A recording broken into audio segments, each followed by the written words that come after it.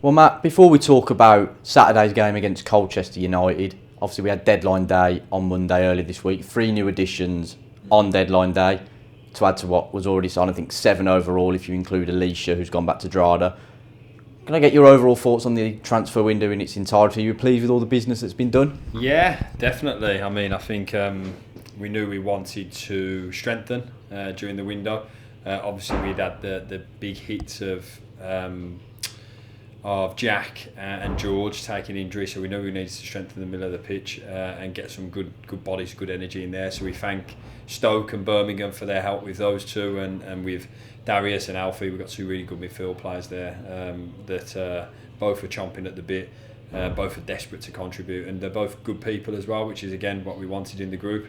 And then obviously we've strengthened as much as we possibly could at the front end, and it's really hard, obviously, for the whole month of January. You get asked, well, what you're trying to do. You're trying to strengthen, looking here, there, and everywhere. But we had to be patient, and we had to wait for what we wanted. And it took until the very, very last siren of the window for it to go through. And with Ellis, and we weren't 100% sure if it had gone through. But yeah, fortunate for all the work that Ben and Nick did with regards to that, and both of them two left their houses in the middle of the night to come and get something done down at the stadium, which we thank them for greatly. It was a proper team effort to get Ellis over the line, and I thank them both so much for that, and everybody else who contributed towards it, because it was a real team effort on deadline day, especially because it definitely didn't. It wasn't certain that was going to happen, but Ellis is a player for me who.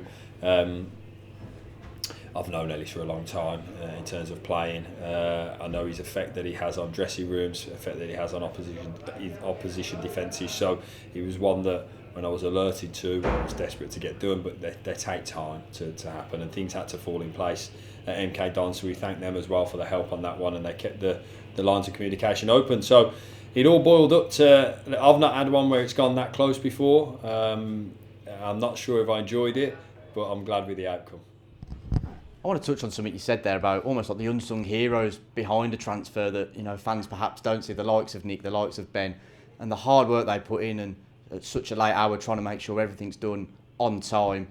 Is that just another sign of the togetherness that we got here, and how the whole club in its entirety is united? Yeah, Meldrick as well. He was down at the stadium, and he was on red alert, ready to go down to the stadium at whatever time of the night. And like I say, it's not how we would want it for things like that. You were on, standby. Tom was exactly the same. It's not how we would want it, but it's the nature of it. So for that day of the year, or the 2 days in a year, everyone pulled together, and everyone gave whatever was required to give us to get us Ellis, and we thanked them greatly. Ben left his home in Moseley. I'm not sure where Nick lives, but wherever Nick lives, he flew down and made it work and made it happen. And you forget that. You're right. Nick's got a young family. Ben's got his partner there waiting, and he's out in the middle of the night up until gone midnight, and then has work the next day to do it. So thank them so much for the work that they put in. And you're right. It was greatly appreciated, and that sign of that togetherness which runs through the club.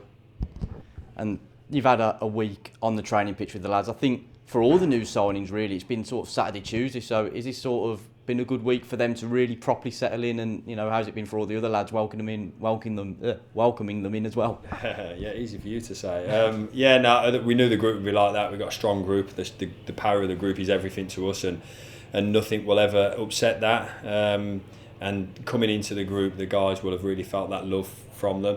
From the dressing room, from us as staff, and it was great to have the week that we've had with them and be out there together, and the work with some of the obviously other guys that are on their way back from injury as well. So it's been a really good week. Good to see them. There's a real energy about the place, as you can imagine.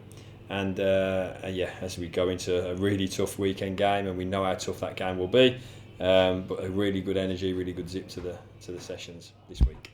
That's it, you mentioned that weekend game. It's Colchester away on Saturday. They look a real tough team to beat, don't they, with the results they've picked up, and obviously a really experienced manager at this level in Danny Cowley. So what challenge will they pose? Yeah, Danny and Nick, really good. They're a tough nut to crack. They don't concede many goals. They had a really good victory away at Tranmere last week. But for some time now, they've been really good defensively.